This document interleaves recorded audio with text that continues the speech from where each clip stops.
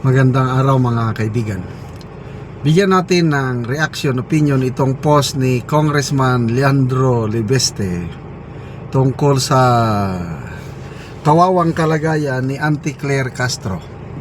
Ito, sabi ni Congressman Leandro, humihingi si Jose Claire Castro na bayaran ko siya dahil sa sleepless nights and anxiety na dulot umano ng kasong isinampa ko laban sa kanya. Wala akong obligasyong bayaran siya, pero kung kailangan niyang magpagamot magpagamot ngayon, bukal sa loob kong sagutin ang kanyang gastusin sa hospital. Ano ba ito? Is it real na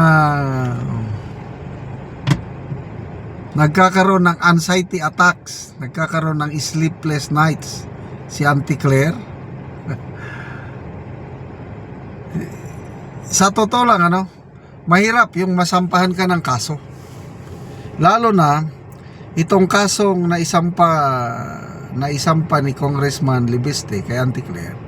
Mabigat ito dahil civil, 110 million ang hinihinging damage. Ang laki nun. Ang kita, ang income ni Auntie Claire bilang Yusek, estimate na sa 4 million per year. Kung 3 taon o kasabi mo 5 years siya, 20 million lang ang kita niya, magagastos pa siya. Paano niya mababayaran yung in kaso lang na matalo? Kaya nga,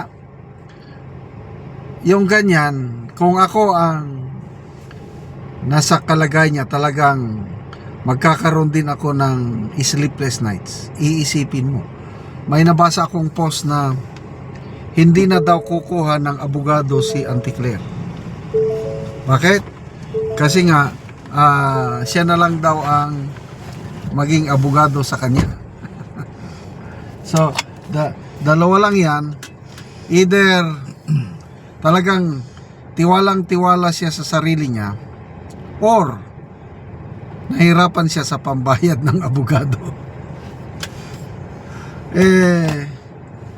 Believe din ako dito sa kongresistang Libeste, kasi sabi niya, kung talagang kailangan niyang magpagamot, wala akong obligasyon na bayaran siya, kaya lang bukal sa loob ko na bayaran ko ang magastos niya. Mayaman So, balik tayo sa kaso.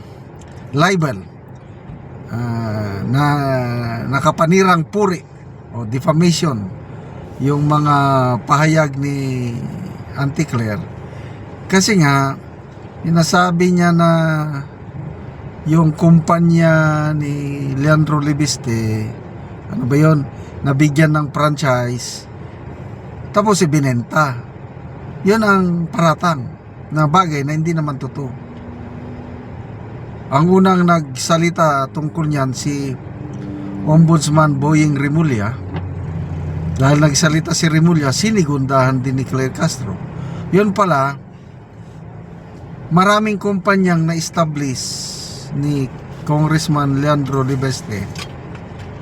Iba yung kumpanya na nabigyan ng franchise ng gobyerno sa solar power. Iba rin yung kumpanya na binenta niya. Kaya talagang mali yung sinasabi na nagbenta ng kumpanya o nagbenta ng franchise si So, as a result of that maling pinakalat nilang balita, nasira ang kumpanya, reputasyon, kredibilidad ni Libeste. Kaya kung ako ang mag-analyze, medyo delikado si Auntie Claire. Talo siya dahil walang katotohanan yung sinabi niya sa kanyang vlog. At kung ako si Congressman Libeste, magsasampa rin ako ng kaso laban sa kanya. So kawawa naman, nasubukan nyo bang nagkaroon ng anxiety sa gabi, hindi kayo makatulog sa kaisip? Ako ilang beses na ako niyan. Nung nasa serbisyo pa ako, yung mga problema sa seguridad sa aking area, halos hindi ako makatulog. Kasi na-assign ako sa isang lugar na napakarami yung kalaban, and then delikado yung mga detachments namin, Capco detachment, na pwedeng atakin nila anytime na hindi namin kayang i-reinforce. Ang aming guidance na lang is sa mga CAFGO namin, fight to the last man, walang surrender, ganun. So halos hindi ako makatulog-tulog. Yung maraming instances nung battalion commander ako 2005 to 2006. Kaya payat ako by that time dahil sa kaiisip kung ano, kasi buhay ng aking mga sundalo CAFGO, buhay ng mga sibilyan nakatay sa akin. Yung wrong decision ko lang magresulta ng pagkawala ng buhay. Ang hirap dalhin nun. Kaya makarelate ako niyan, yung anxiety o kaya anxiety or sleepless nights. So kawawa naman si Auntie Claire kung totoo ito, kasi yan humihingi si Jose Castro na bayaran ko siya dahil sa sleepless nights and anxiety dulot ng naisampa kong kaso sa kanya. So sana may the best man or woman wins. I don't know. Good luck na lang, Auntie Claire Castro, sa kasong kinakarap mo. Salamat mga kaibigan sa inyong pagsubaybay sa ating channel. Nakakatulong kayo ng malaki sa tribong Talandig ng Bukidnon dahil ang income natin sa channel na ito is pantulong sa tribo. Namimigay tayo ng libreng yero at pako para makapagpatayo sila ng mas maayos na tirahan. Panoorin niyo ang video na ito.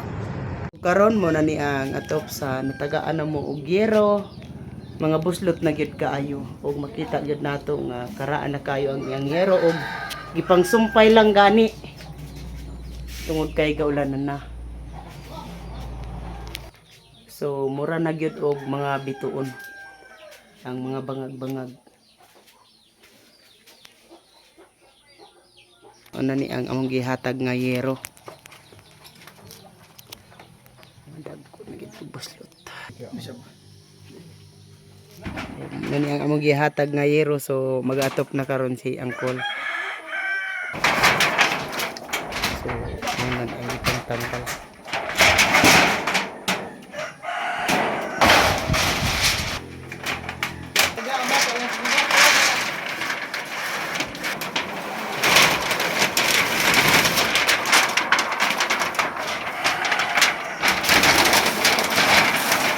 Ano yun? Kumanayang tayo.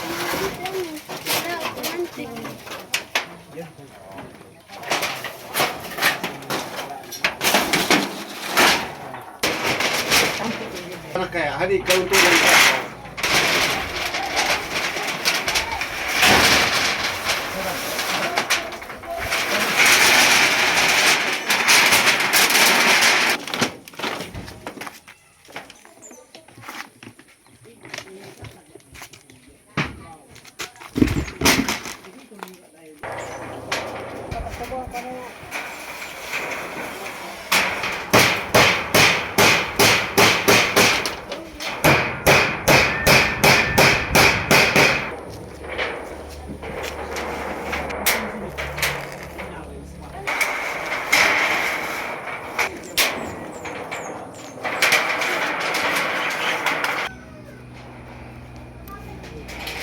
Sumana ang diri sa pikas, sumuna pod ang diri sa pikas. Pag-atop pa.